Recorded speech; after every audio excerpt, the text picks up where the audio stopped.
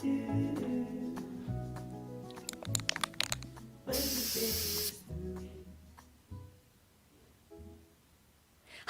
this is Jackie Rougeau. Thanks so much for joining me with RazorBranding Podcast, the live video edition. And I use the word live kind of jokingly. Well, we had a little technical difficulty at the beginning, so we're starting a minute late. I appreciate y'all sticking around. And I am delighted to welcome Monica Rougeau with Elevare to the show today. Monica, thanks for joining us.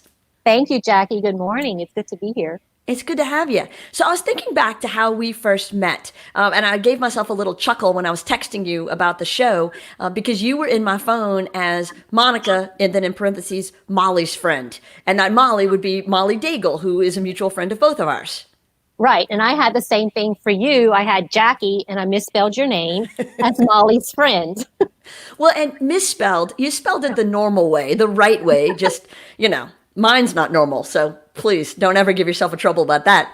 And so I think that we must have become connected when y'all were neighbors. And so you were giving me information, keeping me updated because she was unwell and you were updating me on that. And then since then, you and I have now become friendly. And I have loved following what you've been doing with Elevare and the work that we've done together at the SBDC. So why don't you tell everybody a little bit about what Elevare is and what you've been doing? Well, in a nutshell, Elevare is a leadership development company. I focus on forming servant leaders, and I do that in various modalities, workshops, speaking engagements, conferences, those sorts of things. But I really love the small groups, so I do a lot of the roundtables. So I'm currently facilitating the SBDC small business roundtables.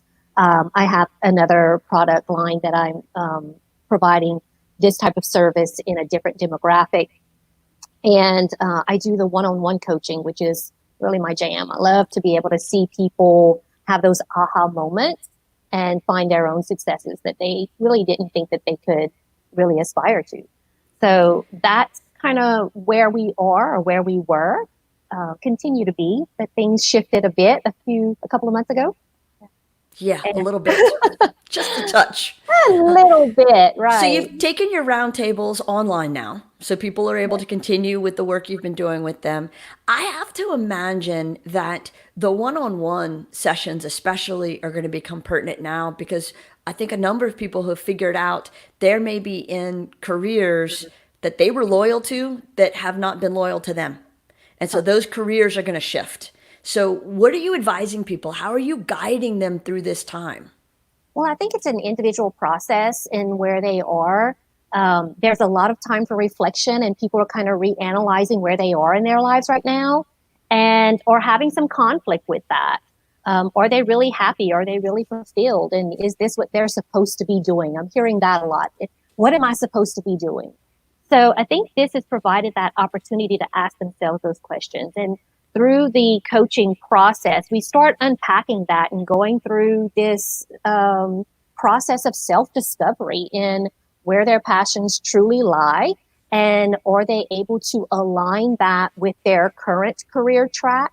Or do they maybe need to pivot their career track? It's just slightly. It doesn't have to be anything radical. But for them to be able to shift their perspective a little bit and seeing how their passions and strengths really align with what they're doing currently. Right. When I attended your vision board workshop a couple of months ago, that was in January, right? That was in October. That was before. Was that in October? Yes. Okay. Yeah, all right. We came to the very first one. Okay. So many months ago. Yeah. I remember clearly.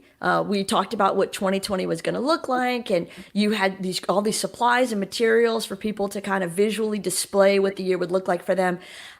Did I miss the stack of magazines that had viral global pandemic? Was there a visual that I didn't see on the table? Okay. No, I think we missed that one. But that's the power of the vision board, because I was actually having a conversation about that with someone else who had attended that workshop, and it's like, well, I'm just going to throw my vision board out the window.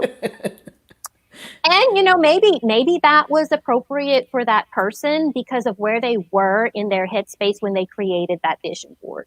But for me, I came back to mine and it made me dig deeper. because it's not, well, life's going to stop happening, right? Just because this crisis is going on. No, life continues to happen. We continue to have our dreams. We continue to have babies birthed and people passing away and accidents happening. And, all these things continue to happen. The purpose of the vision board is to keep you focused on that ultimate desire that you have for your life. I think you make a great point. I remember on my vision board, I kind of did it in columns. I'm not a real visual person. I know people assume because I work at an ad agency that I must be, but I'm not. And so it's very kind of fact. And over here, all the way to the right, was the column of things that I would love to have time for, but never do. Let me tell you, I've spent some time in that column in the past 2 months. Yeah. See, but if you didn't have that already kind of on the back of your mind, or at least readily accessible, would you have really turned to that and done some of those things? No, not at all. Mm-hmm. And so that's what I love about it is I do think it's adaptable.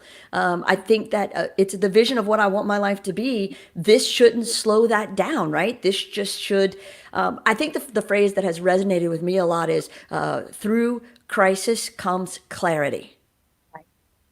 Right. Because it forces you to focus on what's really important and prioritizing your life appropriately. Right. Where before you had so much space that you weren't feeling that pain enough to make sure that you found that clarity, that you were intentional in that process and choosing, right? Where this forces you to have to do that. Right. So as you are guiding people through what is going to be some career defining changes, I think that they're going to have, what advice do you give to them? I mean, do they look in? Do they look out? Are there resources? Are there tests? Do I go take a disc profile? What do I do? How do I start to assess my opportunities? I think the first thing is to stop and just be quiet, because there's so much noise going on around this. And for me, I encourage people, just get a pen and paper. It doesn't have to be anything formal, and just start writing down the thoughts that come to your head as it relates to your career. What are the good things? What are the bad things? That whole, pros and cons kind of thing. But also from the perspective of what are the areas that really get your emotions going, whether it's good or bad, because that's going to give you a clue into where your true passions lie. And your passions are that window into where your true purpose is. Right. Right. I want to give a little shout out to Jill Moe and Edna Turner, who are both listening and watching. Oh, hey, thanks, lady. y'all. I mean, I love that your fan club is friends with me and I'm friends with them. And that's just awesome. That's so cool. So as you look at other businesses, whether they're local or regional or national, that have had to do that, they've had to do that pandemic pivot. Which ones have you looked and thought, I like what they're doing. I like the direction they're heading. Anybody jump out at you? You feel like, oh, they've done a really good job of figuring out how to adjust to these new times. I think, obviously the one that comes to the top of my head is my friend Ryan Cazares with Scott Eye Care. And I think he's going to be actually your guest on Friday. He is. So, he took a lick, like with most of these providers, but he didn't let that stop him. He found creative ways to still serve his base, right? It may not have been perfect, but he was making those efforts. And I think he's going to bounce back even higher than he was before. Right. And it's funny. I met him for the first time at that vision boarding workshop. Really? That was the first time you met him? I'd never met him face to face. I mean, I knew who he was, small town, but that was the first time we ever got to spend quality time together. And so I owe you for that introduction. And I'm glad, because then I got to know him, and now he's going to be on the show on Friday. Yeah, he's a great guy. Absolutely. So what are you feeling personally right now? I mean, do you feel optimistic about how we're all going to come through this? Are you still feeling trepidatious? I mean, how is this on your heart? Today, which is a roller coaster ride, but today I'm very optimistic, very hopeful. And I think it just comes with age and wisdom and riding out so many prior storms in your life, right? That we're going to get through this and we're going to learn some valuable lessons. And if we take them to heart and really dig deep, we're going to come back even stronger than we were before. No, that's good. Yeah, and I think so too. When you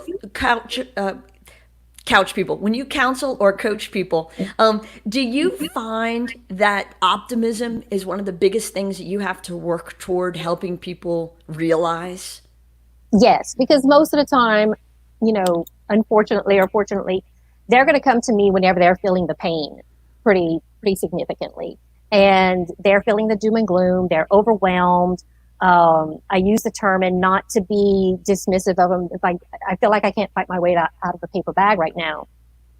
And these are smart, intelligent professionals. And they're like, why can't I do this? And it's because you're just so stuck in the weeds, and you just need somebody to kind of pull that back a little bit so you can see that light. But a lot of it is just giving them that hope that you're going to be okay. Let's take step one and just move them forward and build that momentum with them. Right. What do you say to yourself when you're in doubt? Like when you're having those moments and you feel stuck in the weeds, how do you coach yourself out of it? Well, and it's hard. It's hard to do it to yourself because I'm like, dang, I know all these questions that I'm supposed to be asking myself, but I don't want to answer them to myself, right? Right. So I have my own coach, and it's funny because, I'm kind of going in this rabbit hole of a spiral, and Rochelle, my coach, will ask me a question like, Torn, I knew you were going to ask me that. Okay, let me answer it. So having that accountability partner helps, but I know I can feel myself. And I had shared this with you earlier at the beginning of COVID crisis. My youngest son had a tragic accident where he is fine now, but it was pretty bad. We ended up in the trauma unit. And that just threw me into such a tailspin, Jackie. And I knew it, and I felt like I couldn't do anything about it. So I gave myself the grace and the space to just be there. Like, forget about the business, forget about clients, forget about everything else. I'm going to be where I'm supposed to be, right, with my son, and just making sure that he's okay. And I knew at some point, once I realized, okay, you're good, you're on the mend, I needed to get back to some semblance of reality outside of my living room with my son on the couch. So I started calling on those friends who I knew I could trust and start talking things through, sharing some of my concerns. And I knew that some of them were so irrational, but I needed to get it out of my head. And that's the biggest thing, because so often we feel like we have to contain it. We have to be in control, right? Mm-hmm. And I could not control anything that was going on around me at that time. Right. I mean, I cleaned out my spice cabinet and alphabetized it, for Christ's sake, just because I had to have something to focus me, right? And have that sense of accomplishment. And then step by step, day by day, I started pulling myself out. And that's where the whole coffee and COVID was birthed. And I'm so glad you brought that up. But before we transition to that, I just want to stay on your son just for a minute. Isn't most of parenting just a series of irrational emotions? I mean, really, from the moment you find out you're pregnant, isn't it just constantly trying to figure out how to keep them alive? Yes. Against their own best judgment sometimes? Well, and he's a teenager. My youngest one, he's going to be 16 in a couple of weeks. So, mom is just a big worry wart, and I overreact, and I tell them, I'm like, I just can't wait till you have children of your own. And I can say, okay, you see, now you understand why whenever I don't hear from you, I think you're dead in a ditch somewhere. Right, right. Answer your phone. He is a bit of a daredevil, though. He has put you through the paces over your years together. Yes, this was not his first life-threatening accident, unfortunately. Right. About, 7 years ago, he was almost killed in a golf cart accident. So we're keeping him alive. Barely. And he's going to be driving soon. He should be getting his driver's license, maybe, depending on the DMV. I said, you're going to have to wear a helmet when you're driving your vehicle. Right. Sorry. Absolutely. Yeah. Not just a safety belt, but like a whole safety harness, like the race car drivers wear. Yes. Right. Absolutely. Absolutely. So talk to me about coffee and COVID. Where did that idea come about? How did it evolve? What were your thoughts? Well, it was through conversations that, clients and friends were calling me with their stuff, and to talk them through their state of being overwhelmed. And in doing that, it was helping me to focus outwardly. And I wanted to help so badly, but I live in a rural area. I'm not close to Lafayette. And I'm like, what can I do? And it was just some way to connect, because we all need that human connection, that check-in, right? But it also served as a dual purpose for me to have a purpose for each day. Because remember, I was booking conferences and whatnot, and all that just went away. And I wasn't sure where the next opportunity was going to be coming from, but I wanted to help. So it was a way to check in, but also to have a purpose for that day, to get myself up and get dressed, because I don't do well if I'm lounging around in my pajamas all day long. I'm going to spiral into that depression and that funk. I need to be productive. So I just committed to something that I felt that I could, Monday, Wednesday, Fridays, 8:30, and knew that it was something that was going to stretch me, because I don't like being in front of the camera. The other thing is that I'm normally the one who is put together, prepared, and polished, scripted. And I purposely do not allow myself to script it out and be prepared. It's whatever is in my head or on my heart, or whatever I feel is rolling around over the last couple of days.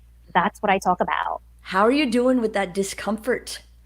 It was painful, so painful, but it's getting better. And like, there was one morning, so my temperament is one that I'm very prepared and planned. I go by an agenda, I'm on time, and there was one morning where my watch had stopped and I was late, and that just kind of threw me. And so I was babbling all over the place. And I'm like, okay, this is real, right? This is Monica being completely authentic. And I think that connected with people, because we have to show them as leaders, because that's where the angle that I'm coming from, is that they need to be able to relate to us as human beings. Mm-hmm. And through all this, they need to see how we self-regulate or adjust for ourselves. And in that example, it helps them and teaches them ways that they can course correct for themselves, if that makes sense. It makes perfect sense. So yeah, I'm not a robot, and I think it's okay for people to see that. That authenticity, that realism, to me, is one of the greatest gifts we're all being given right now. Yes. It's very hard to fake who you are and what you're about in challenging times. Absolutely, because it's going to come out. And I say that all the time. It's what's in here that's going to really come out during these crisis or challenging times. So make sure you're working on what's in here, right? Well, because nobody can help fix what's out here right now. No, the roots are the roots. No, that's why we have the dim lighting in here. So absolutely, yeah. Because the only thing you can take care of right now is what's inside. What's outside is all natural. Angie DeVilliers says that when she prays for her children, especially when they first started driving, she'd envision them being wrapped in bubble wrap, God's bubble wrap of protection. I love that message. I just think that's beautiful. Oh, I love that. Thank you, Angie. So, but I do think that for your youngest, he needs both God's bubble wrap and physical bubble wrap. I think you should, take both sides. Yeah, my sister actually gave him a big old box of bubble wrap for Christmas last year. That is awesome. And that was before the accident this year. Yeah, exactly. That's crazy. That is crazy. So talk to me a little bit about how people can find Coffee and COVID, because if they want to be watching it and participating, where do they go? How do they track you down? I'm on Facebook, Elevare's Facebook page, and I just do a live stream at 8:30 on Monday, Wednesday, and Friday mornings. And that's 8:30 Central Time? Yes. Okay, yes. So if you're on the West Coast, you're going to have to get up really early, but if anywhere else, you should be fine. But I think that's great, and I think that people need those connections, and so I really appreciate that you're doing that, and I know the sacrifice that takes, but I think that you're probably getting some pretty good feedback from people, I would imagine. What kind of comments are you hearing? It's been very affirming just to hear how people are connecting with whatever I'm speaking about that day. Mm-hmm. It just... that I'm feeling the same way, or I didn't realize that you of all people would experience these things, because you always seem so put together. Or, the comments, Monica, you always seem to be so in control or calm. And I do use that term, that as leaders, especially in crisis, we have to be the calm in the chaos. But at the same time, I'm like, boo, if you knew what was going on in his head. So, yes, we have to portray that calm and that hope, but we also have to find that source to replenish that for ourselves. And so I have my little circles and my safe spaces that I turn to make sure that my cup is filled back up. Right. So it's that dialogue. It's a conversation that's been happening. Right. Now, would it be safe for me to volunteer or guess that if we asked people who live in your house, they don't see calm Monica all the time? Perhaps they No. see some changes in volume and emotion? Oh yeah, definitely. I'm getting better over the years. I'm mellowing out over the years, Jackie. And of course, in the space of the work that I do is helpful. But I'm kind of a control freak. And my children would let you know that. My husband would let you know that. And they know whenever I get really quiet, Oh, yeah. that's when they need to worry. Yeah. Michael calls it the whisper voice. He says, just because you're whispering, I can still tell you're mad. I'm Yeah. like, yes, you can. I'm not hiding it. It's very clear. I'm being very intentional to control my responses right now. Exactly. Did you grow up in Acadiana? Tell me about the early days of Monica. I did. Oh my gosh. So born and raised in Richard, Louisiana. For people who do not know where that is, because it doesn't have a zip code. We're between Eunice and Church Point in Acadia Parish. And it's known for two main things from people from all over the world. One of them is the Acadian Baptist Center, which is a retreat center where most of the local band camps during the summer are held, and faith-based retreats. So we have that, which I grew up in the Red House right next door. So I got to watch all the band camps and practices every summer. And the other is my church community of St. Edward's. We're known pretty well around the world for the little Cajun St. Charlene Richard. And so I'm very involved with that. So that's where I grew up. I continue to live just down the street from there. Married my husband, who was raised on the other main highway in Richard, but didn't really know him growing up. So I'm one of 6 children. My mom is a nurse, or a retired nurse. My 2 sisters are nurses, and I think that's kind of what brought me to my initial career path in healthcare, but I'm not a clinician. So I was always the odd one out who's not the clinician in the family or in the organization that I worked with. Right? Yeah. So apparently, Jill Mo says y'all are practically related. She said, hey, that's my people, Cormier's and Francoise Mauve. We are related. Oh, I'm sure if I get my dad in the room. Maybe. Oh, maybe we are related. Yeah. I was I'm like, sure we could figure out a connection some kind of way. I thought Jill was just giving me some new word for a grandparent. Jessica Harvas asks, how can I instill opportunities for leadership growth with our team when they're not physically here in the office? How do you keep the culture going? How do you keep the leadership connections when people are in 20 different locations? I don't think you have to physically be present. I mean, don't get me wrong. There's nothing better than having that real physical human connection. But it's the simple things. And I've always said that it's not about the big grandiose gestures. It's the little things that you do day to day with consistency. So it's that little text message or email or phone call, voicemail that has more substance behind it other than, hey, I'm just checking in. How's your day? It's, hey, for me, it's, you were on my heart today. How can I check in with you today? Tell me what's going right with you today. Tell me what you're struggling with today. How can I help you through that? So it's those little, what I call touch points throughout the days and the weeks that, in my opinion, matter most. Right. Where you're just basically coaching them, mini coaching sessions through situations that they're dealing with. You know, I'm talking to clients, especially some out-of-market clients for big companies, and they're seeing some challenges with getting their employees back into high rises because of the elevators. People don't want to ride in the elevators. They can't be 6 feet apart. The ventilation systems are keeping them. And so there's a push to let them work from home further.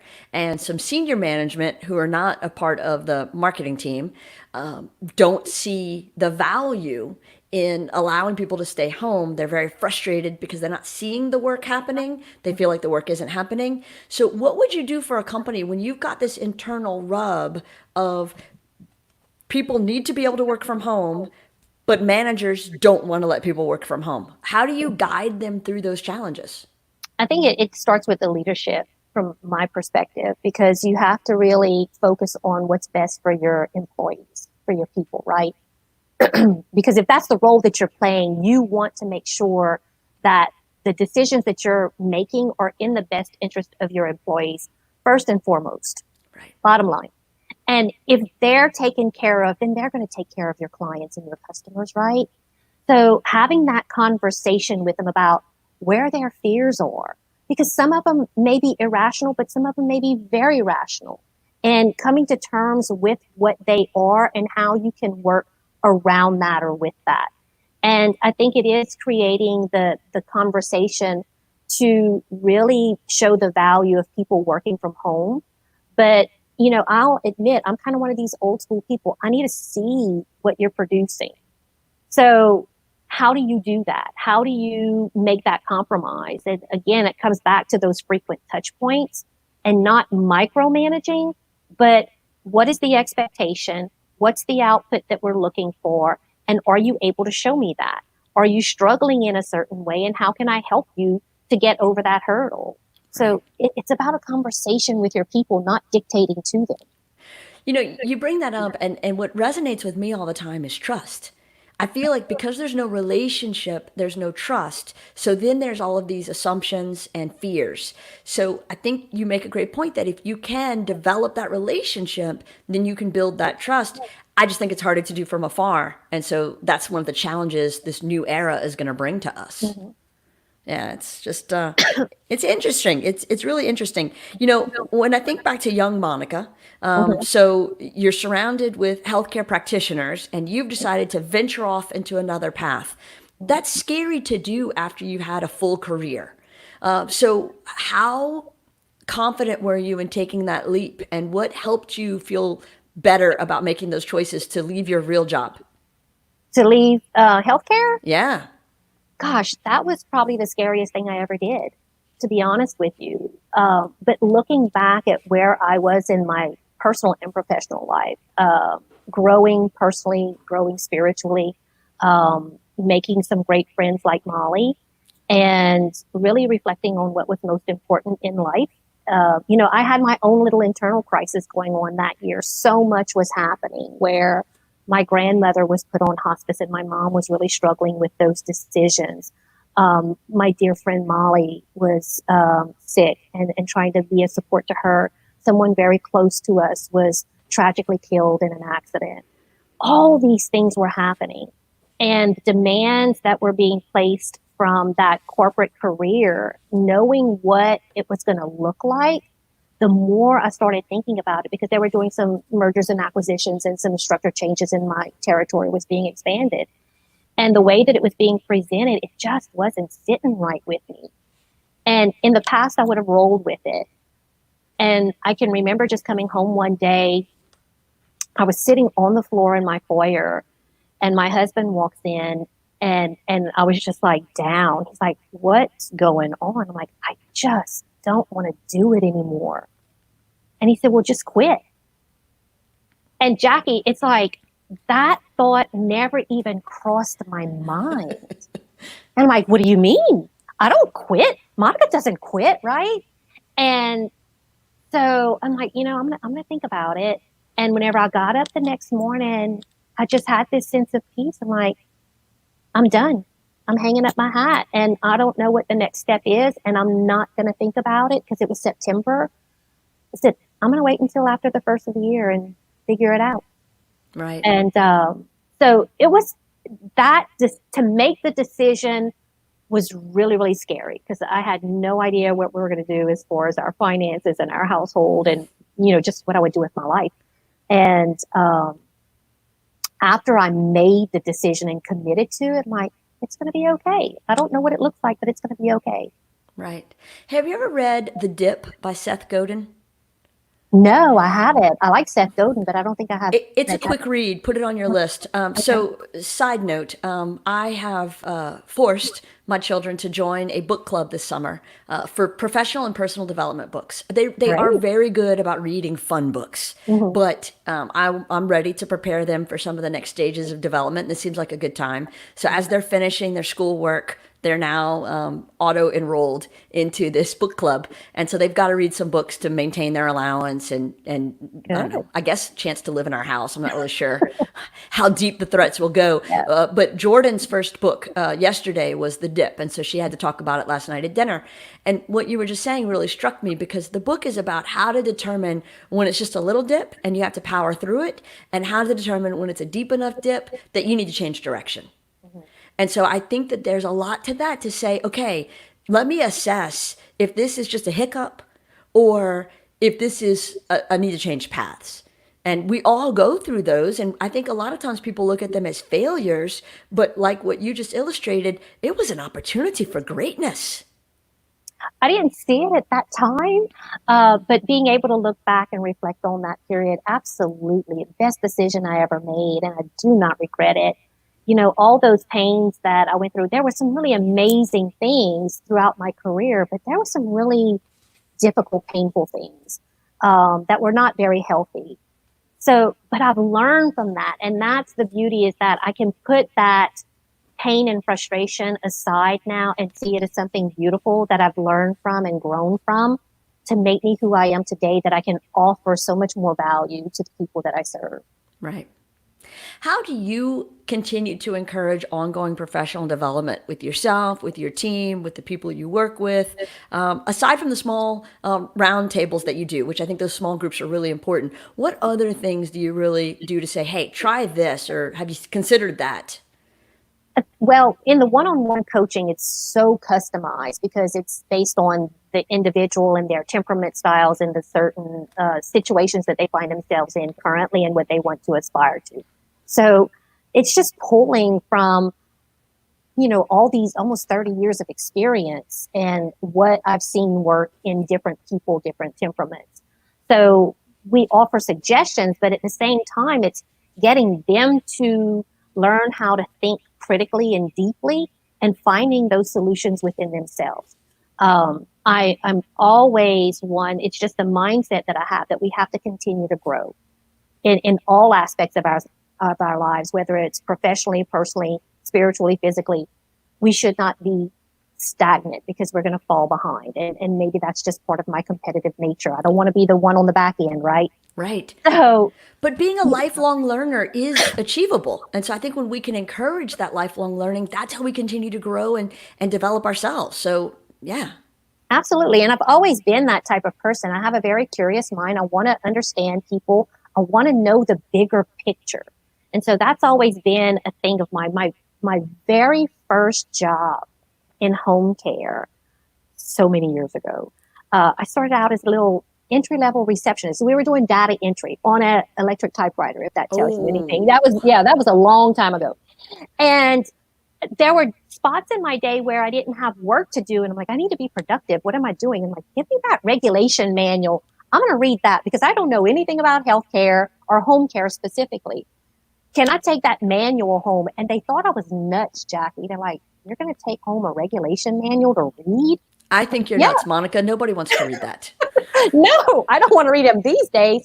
But I was curious. I wanted to learn, what are the things that we're allowed to do and not allowed to do, and how does this whole industry work, right? And that was my mindset going into it. It was a very dry read, honestly, Uh, but at least I had that insight of the bigger picture, and that's how my brain works. right. And I think, though, the people that I see who do look for new, who want change, who like challenge, who want to be a lifelong learner, they're the ones who continue to grow. And so I think that when people look and stay, I'm not happy, I feel stagnant, well, it's because you're not growing. But you have to, nobody can hand growth to you. You have to go do it. Right. It doesn't happen to you. It happens through you. You have to do Yes. it yourself. Amen. And, you know, I say that all the time as far as, you know, I'm not going to sit here and feel sorry for myself. Take that back. I do. I do sit there and feel sorry for myself some days.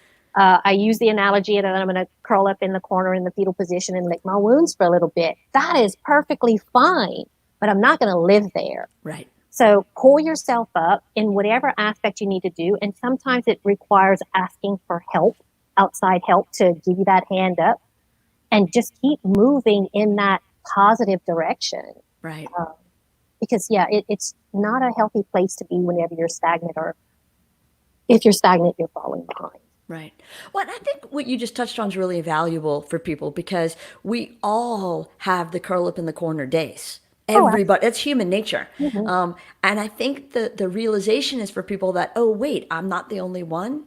And then what can I do to not stay in the corner? And so that's the thing. And I have seen in the past few years, and tell me what you're seeing, but I feel like I've seen a shift where it's okay to say, I need help. It's okay to say, I see somebody, I take something. I've identified this as a challenge.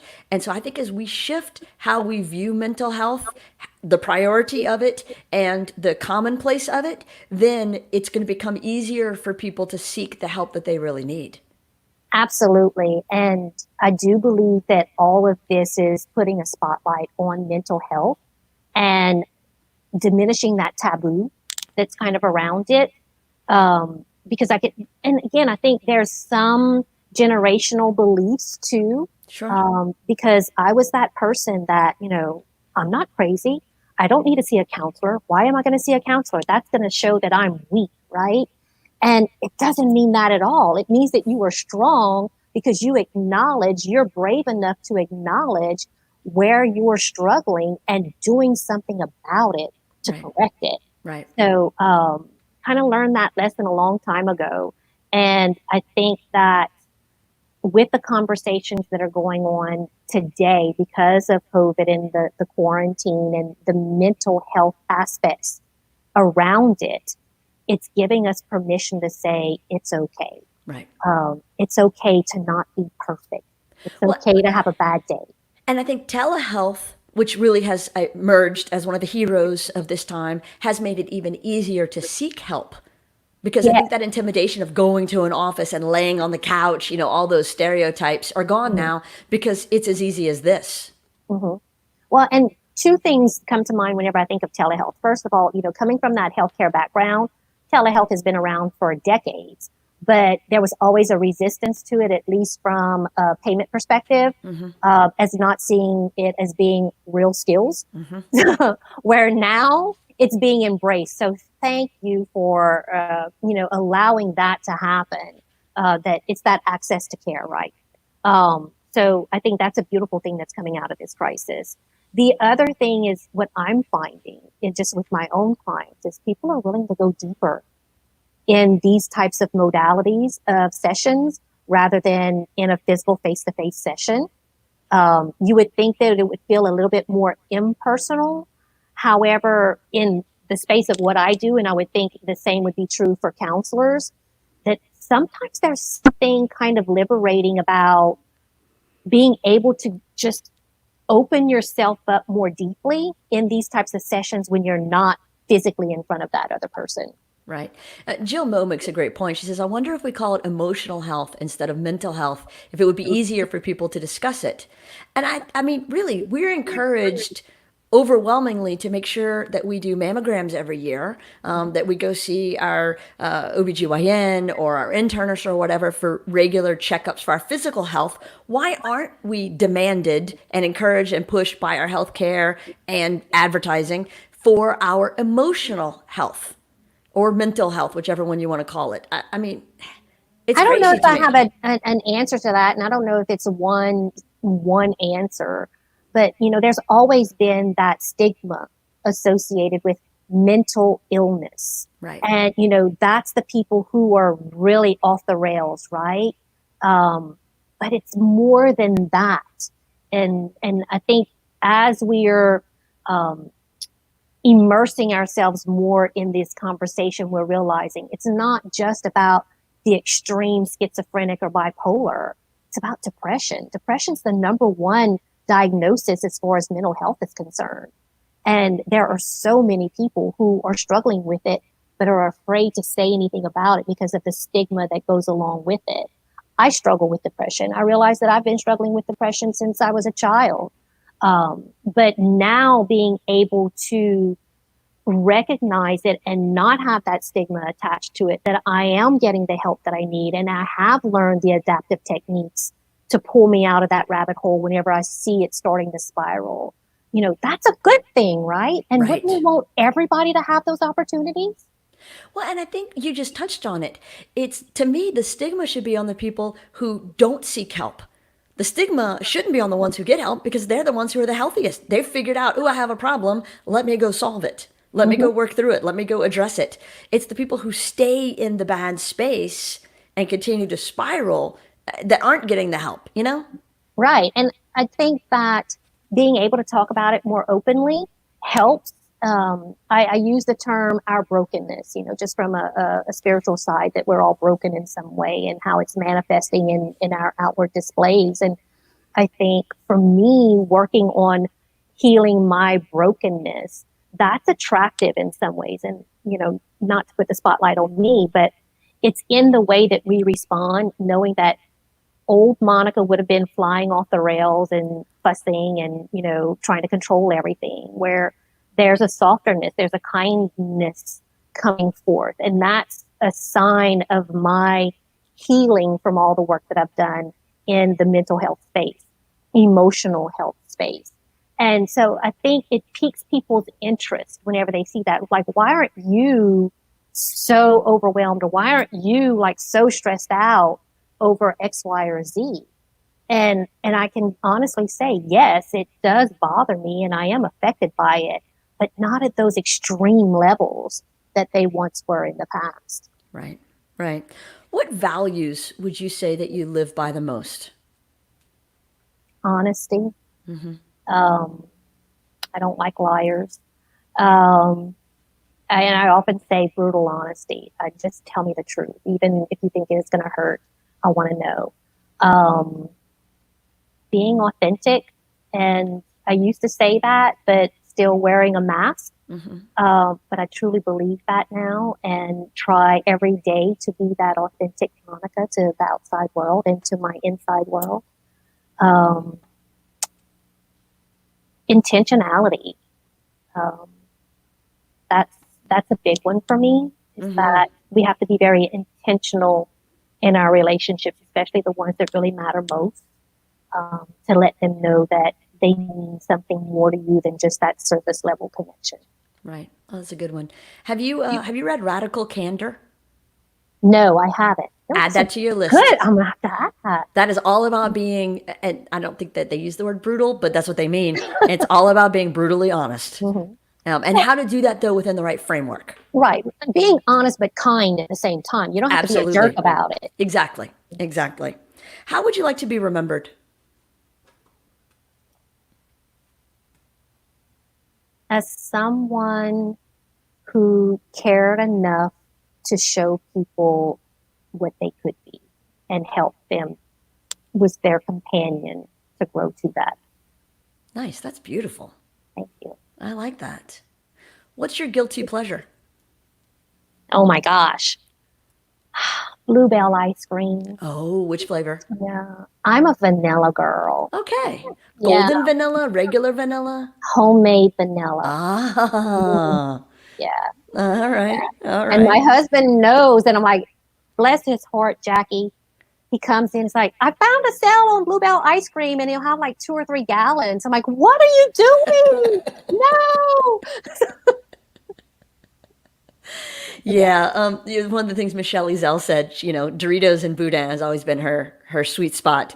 And so she said that that's the one thing that Sean has permission to come in, close the bag, and take it away because she can't stop. Oh, There's no satiety gland. She just keeps going.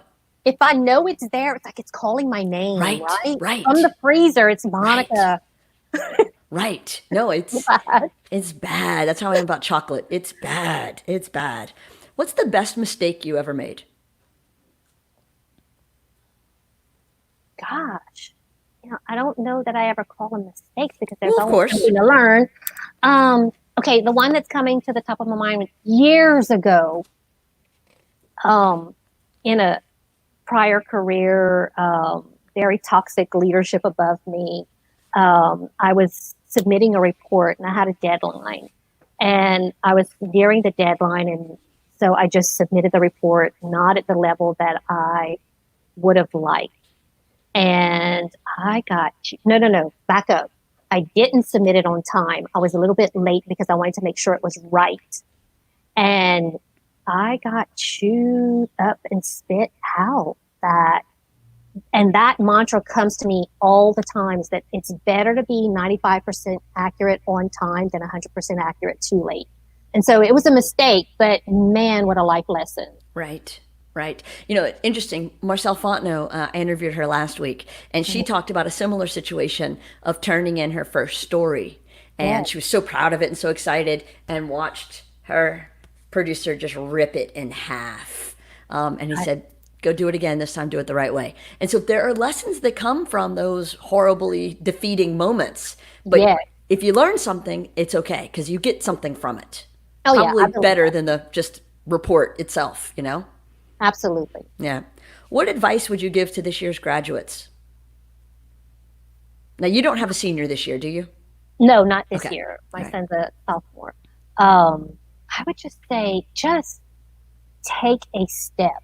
Don't vegetate. Don't let this situation paralyze you, because you see that so often, not just in graduates, but just people in general, when life throws them a curveball, or they're so overwhelmed, I don't know what to do, and it ends up paralyzing them. You're not going to get it right. You know, whatever field you go into with college or work, you're likely going to change it several times through the course of your lifetime, right? Just take the next step. That would be my thing. It doesn't matter. Just move forward. Right. No, I think that'd be good. What's your pettiest pet peeve? When people in my household leave things out of place after I've just finished, like, aggressively cleaning my house. Do you aggressively clean, or do they accuse you of aggressively cleaning? No, that's my term. Okay. I say because I put myself as a timeline. You know, like I got 3 hours to power clean this house, right? So I get after it on Saturday mornings. But it's like everything's just so clean and smells good and tidy. And then the boys will come in from outside, from cutting the grass or whatnot, and like put a glass on the counter that's going to leave the ring, or, you know, the grass from their boots after I've just mopped the floor. Jackie, that unnerves me, you know, and I'm just practice the pause, Monica. You know, they're outside doing good. Yeah, you appreciate that they just cut the grass, even though the grass is now inside the clean house. Right. Yeah. Brandon Jordan just said, great interview. Petty pet peeves, always the best. It's one of my favorites because I love the answers. And I'm like, oh yeah, check, I've got that one. Oh yeah, check, I've got that one. For darn sure. What historical event would you most like to have attended? Oh my goodness.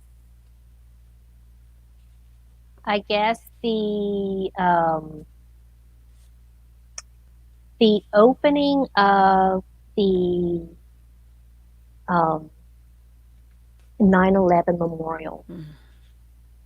I have not been to New York Since? ever. I've never been to New really? York, other than flying through. Right. So that's a bucket list place for me. And, you know, you see the pictures and all that, but 9/11 was, you know, such a huge impact. And seeing all the live televised events around the opening of that memorial, I remember just sitting there for days, just watching all the live programming. So Right. I was there in October of '01. And so it was a previously scheduled trip. And as soon as airfare was, you know, able, you know, airlines were cleared to fly again. My trip was like one of the next weeks.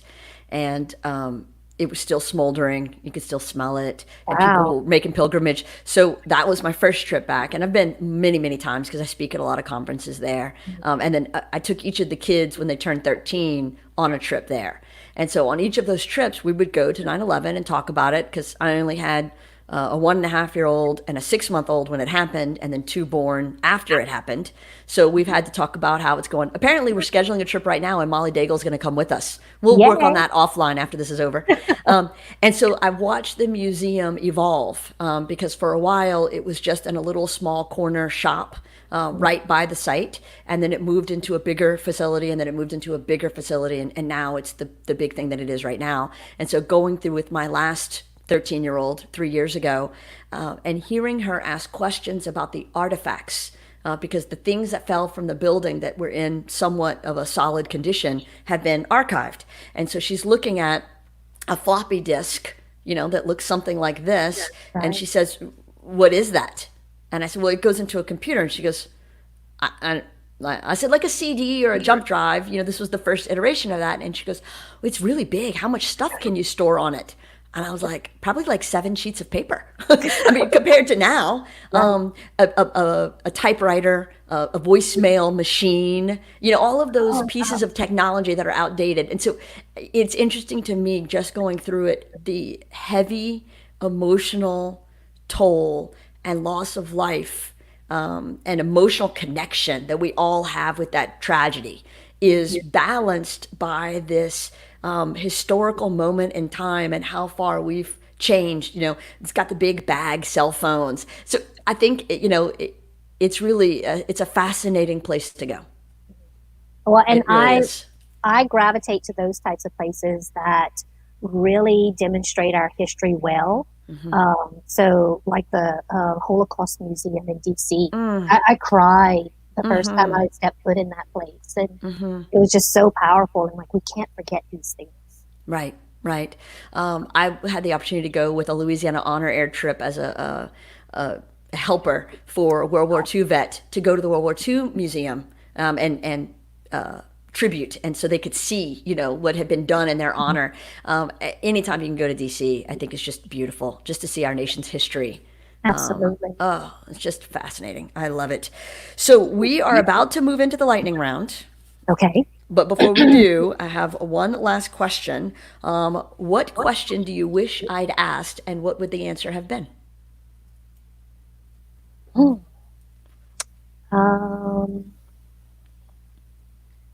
Top of my head, do you miss Molly?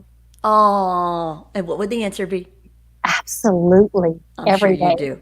I'm sure you do. Well, I'm going to facilitate this trip to New York, and so then y'all are going to get to spend a whole bunch of time together. Awesome. I'll serve as tour guide. I'll do basically my 13-year-old trip. I'll take you on that. So you'll great. see all the sights and sounds that my kids saw at 13. Now, they were very impressed by the tall buildings, so I need some oohing and awing from y'all, too.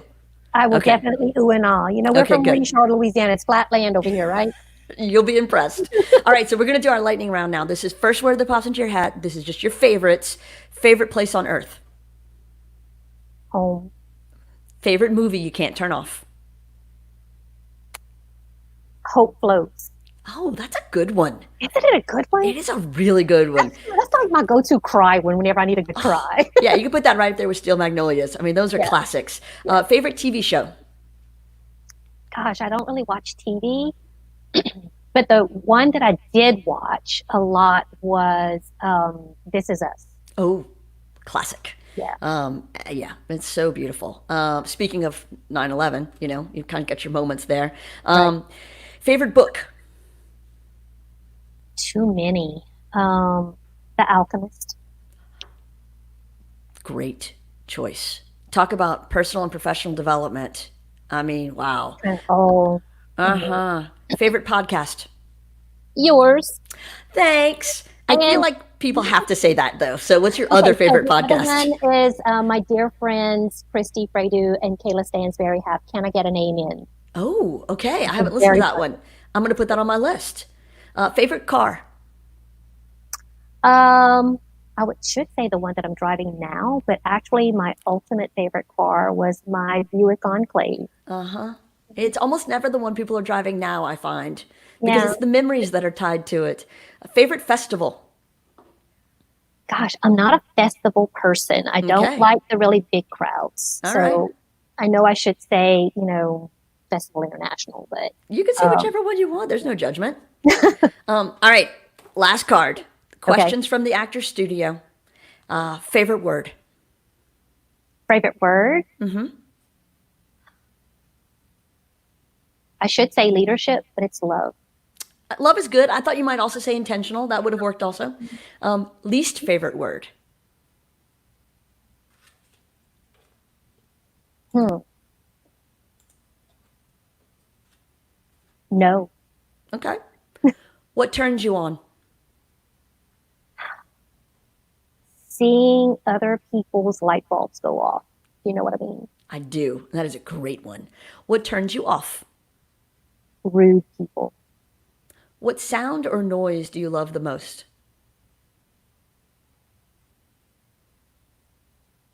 My husband's voice. Aw, that's sweet. What sound or noise do you hate? My kids arguing. It's like nails on a chalkboard. It is. Yeah. Favorite curse word? My kids would tell you shit. I try not to say it, but yeah, in those moments, Sometimes it's the only word that works. yeah. What profession other than your own would you like to attempt?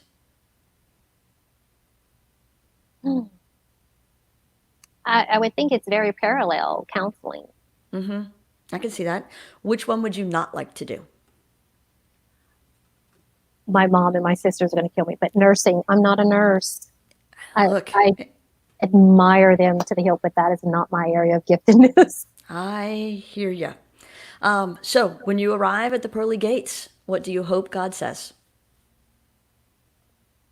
Welcome home, my good and faithful servant. Excellent answer. Monica, thank you. Thank you for this hour. Thank you for your honesty and your leadership and your insight. We really appreciate it. Thank you, Jackie. I appreciate you so much. Oh, our pleasure. And to everyone watching and spending this hour with us, thank you for taking the time and providing such great questions and comments and insights. Please be sure to tune in next time when we have Ryan with us, and he's going to talk about Scott Eye Care and what they've had to do to pandemic and pivot and how they're still seeing patients and how they're helping people, as well as multiple other things that Ryan does, whether it's music or musical instruments. I think you'll enjoy it. So be sure to tune in, and thank you all. See you next time. What am I to do?